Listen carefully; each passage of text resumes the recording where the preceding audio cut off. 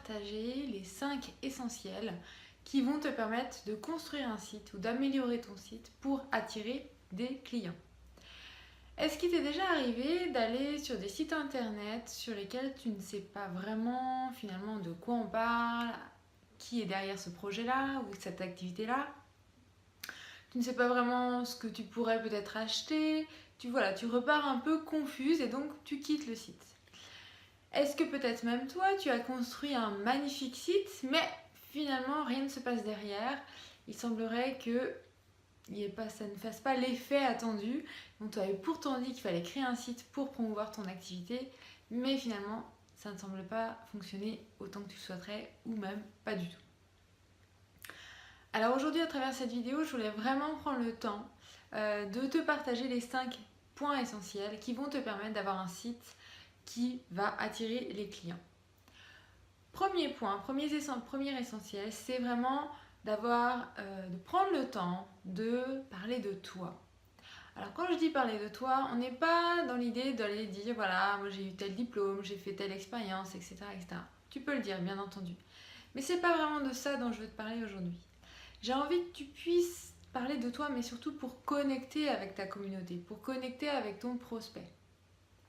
Donc parler de toi, c'est dire qui tu es, peut-être donner quelques éléments de ta vie personnelle, peut-être par exemple une passion que tu pourrais avoir pour je ne sais pas, l'escalade, la course à pied par exemple, et qui ferait que voilà, on donne un côté personnalisé à ce que tu proposes et à qui tu es. C'est qui tu es aussi en expliquant pourquoi tu en es arrivé là, pourquoi tu as créé ce projet et développé cette activité. Qu'est-ce qui t'a amené jusqu'ici? Pour que ton futur client puisse comprendre pourquoi ça fait sens, pourquoi tu es vraiment à la bonne place et pourquoi surtout il peut te faire confiance. Donc donne des éléments qui vont donner à ton futur client cette envie d'asseoir ta crédibilité, cette envie de te faire confiance et cette envie de travailler avec toi. Deuxième point, tu t'adresses à ton client. Tu n'es pas en train de parler de toi à outrance sur l'ensemble de ton site internet. Bien entendu, comme je te l'ai dit dans le premier point, c'est important que tu dises qui tu es, pourquoi cette activité fait sens pour toi. Mais surtout, c'est important que tu parles à ton client, que tu lui montres que tu as bien compris qui il est, quels sont ses besoins, quelles sont ses difficultés. Pourquoi tu as partagé cette activité de produit ou de service? Parce que tu sais qui il est, tu le connais très bien, tu sais exactement de quoi il parle. Et plus tu vas te connecter à ton futur client à travers le langage qu'il utilise, à travers les questionnements, à travers les réflexions, à travers ses besoins, plus il va se sentir reconnu dans ton site internet et va vraiment sentir qu'il est au bon endroit et que c'est vraiment avec toi que ça fait sens pour lui de travailler, d'acheter tes produits, d'acheter tes services. Troisième point, essentiel pour ton site internet, partage-lui, montre-lui, démontre-lui qu'il peut te faire confiance. Et ça passe notamment avec ce qu'on appelle la preuve sociale et les témoignages. L'idée, c'est vraiment qu'il puisse sentir qu'au-delà de ce que tu lui exprimes sur qui tu es, sur ce que tu as fait peut-être en amont, que tu as bien compris ce qu'il vivait, ses besoins, ses difficultés, il a bien compris que tu t'adressais à lui, il a aussi besoin d'être sûr que tout ça, c'est bien vrai. Que tu n'es pas en train de lui raconter n'importe quoi, qu'il peut vraiment te faire confiance. Il n'y a rien de mieux que pour faire confiance que d'avoir le message de personnes qui ont déjà travaillé avec toi, qui ont déjà acheté tes produits ou déjà acheté tes services. Donc, à chaque nouveau client, va collecter un témoignage et partage-le largement sur ton site internet.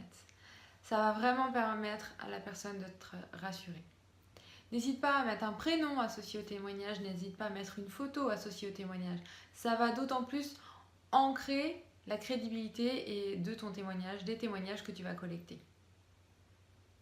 Si tout jamais tu commences tout juste ton activité et que tu n'as pas encore eu de clients avec lesquels tu as pu collecter des témoignages, essaye de voir autour de toi, est-ce qu'il n'y a pas des personnes que tu aurais aidées à travers tes services ou à travers tes produits qui pourraient te faire un retour sur ce que tu proposes et comment ton produit ou ton service a pu les aider, ou ton conseil. Tu peux aussi aller demander à d'anciens employeurs, par exemple. Tu as qu'ils puissent te faire un retour sur qui tu es, comment tu as travaillé au sein de l'entreprise. Donc là aussi, on vient apporter un témoignage et une valeur pour crédibiliser ton activité et tout ce que tu apportes à travers ça. Quatrième point, il faut que ton offre soit claire. Trop souvent, je vais sur des sites internet où finalement, je ne comprends rien. Je ne sais pas vraiment ce qu'on va me proposer au final. Alors, plus le message est clair, plus ça fait un travail en amont et ça va d'autant plus être facile quand tu vas rencontrer ton futur client de lui expliquer ou de répondre à ses questions. Mais tout est dans ton site internet. Il faut que ton offre soit claire. Je dois comprendre exactement ce que tu me proposes et à quoi ça veut me servir. De la même façon, je dois comprendre qu'est-ce que tu attends de moi une fois que tu m'as partagé ton offre, que ce soit des services ou des produits, qu'est-ce que tu attends de moi? Tu me partages un produit, qu'est-ce que tu attends de moi? Ok, je dois acheter, donc je dois avoir un bouton à acheter sur lequel je peux cliquer et peut-être payer même directement. Si c'est sur un service, est-ce que je dois t'envoyer un mail? Est-ce que je dois prendre rendez-vous avec toi pour une pré-session? Est-ce que je dois t'envoyer un message dans le formulaire de contact? Qu'est-ce que je dois faire en fait pour pouvoir continuer cette discussion avec toi et si j'ai envie de signer avec toi? Est-ce que tu as envie de me préconiser d'aller voir un autre article de blog peut-être? Voilà, je dois comprendre ce que tu attends de moi sur ton site internet. Et tu m'invites à travers ça à passer à l'action. Ton site internet, il est vraiment là pour parler à ton futur client et l'inviter à passer à l'action. Enfin, quatrième point, dernier point, pardon, c'est vraiment l'idée d'avoir un site qui soit à ton image, qui te ressemble, à travers les couleurs, à travers les visuels, à travers le design de ton site, on doit te reconnaître. Les couleurs notamment que tu vas utiliser, le design, tout ce que tu vas partager graphiquement à travers ce site internet doit te ressembler. On doit ressentir les valeurs que tu exprimes. Est-ce que c'est de l'énergie? Est-ce que c'est de la bienveillance? Est-ce que c'est du partage?